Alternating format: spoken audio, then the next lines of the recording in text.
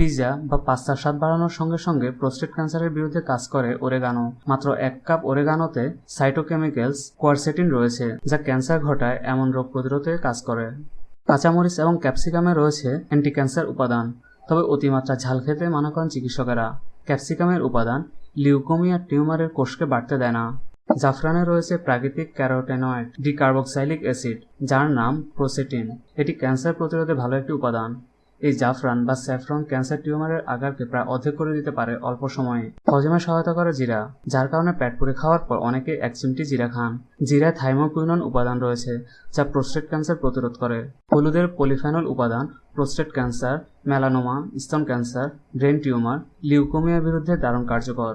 মাত্র অর্ধেক চা চামচ দারুচিনির গুঁড়ো খেলে আপনি পুরোপুরি ক্যান্সারমুক্ত থাকতে পারবেন। এটি টিউমারকে বাড়তে দেয় না। ঝাঁঝালো স্বাদের খাদ্য আদা দেহে ক্ষতিকারক কোলেস্টেরলের মাত্রা কমায় এবং বিপাক প্রক্রিয়াকে ত্বরান্বিত করে। যে কোনো খাবারের স্বাদ বাড়ায় আদা, সেই সঙ্গে ক্যান্সারের বিরুদ্ধেও যুদ্ধ করে এটি।